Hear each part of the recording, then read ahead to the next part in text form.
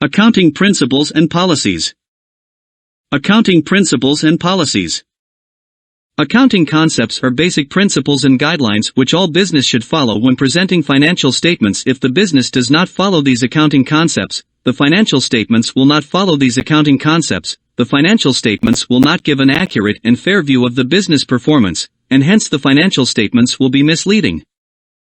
Accounting concepts are as follows. Dual aspect concept. Money measurement concept. Business entity concept. Going concern concept. Historical cost concept.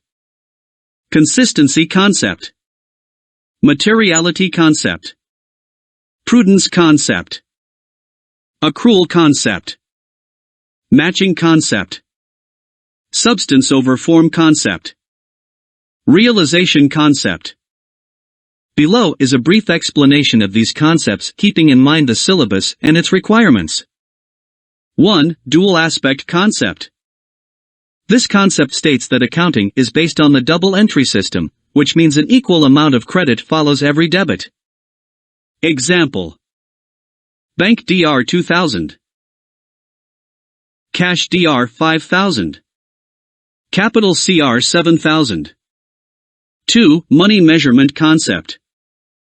This concept states that only those things will be recorded in the books of accounts that have a monetary value, i.e., anything that can be traded with money.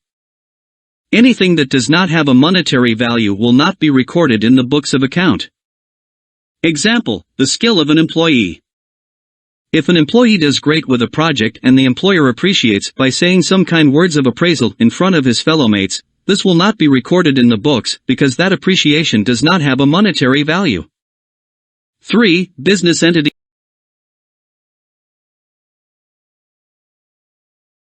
concept. This concept states that a business is a separate legal entity, different from its owners. It has its name, own bank account, and is responsible for its actions. It can sue and can be sued. Example.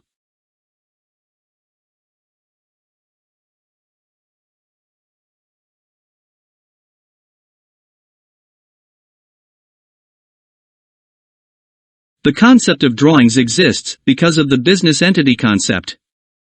If an owner borrows something from the business, whether cash or inventory, it must be returned because it is business property. 4. Going concern concept. This concept states that the business will continue its course of operations in the foreseeable future. The foreseeable future is different for different businesses, varying from 1 year to 10 years. If the going concern of the business hampers, it is the responsibility of the business to inform all the relevant stakeholders that the business is about to wind up and discontinue its existence. 5. Historical cost concept. This concept states that non-current assets should be recorded in the books of account at their original cost, that is their purchase price plus all capital expenditures, despite any loss in the value of a non-current asset. All losses in the value of a non-current asset should be separately recorded as a provision for depreciation.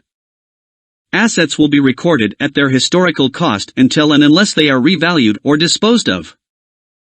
6. Consistency concept. This concept states that accounting policies and procedures should remain consistent from one accounting period to another.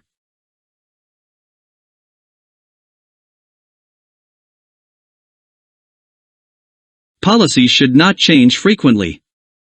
Only if the business feels that the existing policy is not reflecting an accurate and fair view of the business performance, then the business can make relevant changes in their policy, but once the policy has been changed, the business will not be allowed to revert to the old policy. 7. Materiality Concept. This concept states that an item that is an asset for one business can be an expense for a much larger business.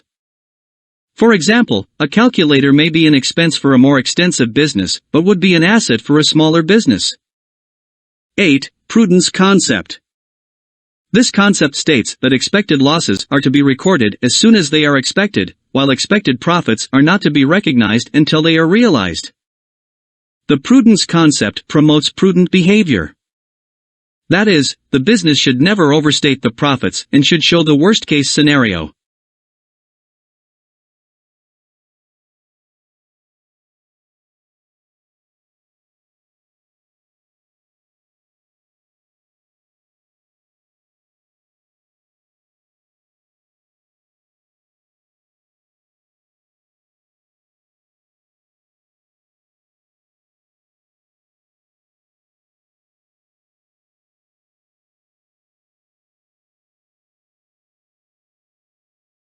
Example: provision for bad debts and provision for depreciation. 9. Accrual Concept. This concept states that expenses should be recorded as soon as they are incurred irrespective of the fact whether they are paid or not. Similarly, revenues should be recorded as soon as they are earned irrespective of the fact whether they are received or not. In accounting, we do not follow the cash concept, which states that we will record when cash comes into the business and when cash goes out of the business. 10. Matching Concept. This concept states that we will match the expenses of one accounting period with the revenues of that period. 11. Substance over form. This concept states that if an asset is bought on hire purchase or lease, then despite the fact the asset is not yet owned by the business, it is still treated as non-current assets, and the amount not yet paid will be treated as a liability. Furthermore, this asset will also be depreciated. This concept is also known as the Commercial Reality Concept. 12. Realization Concept. This concept states that revenue is to be realized the moment a deal is signed between the two parties irrespective of the fact whether goods are delivered or not and whether payments are made or not. Accounting Policies. These policies describe and are a tool for measuring the usefulness of financial statements produced at the end of the year. 1. Relevance.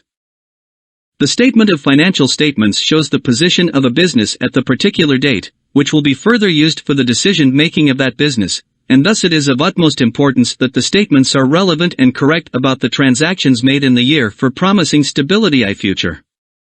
2. Reliability. The information in financial statements can be deemed reliable if users can depend on the information considering them to be the exact representation of transactions and events in question. The information presented can be verified individually. They are bias-free. They are free from significant errors. They are prepared with appropriate caution with application to any necessary estimate or judgment. 3. Comparability.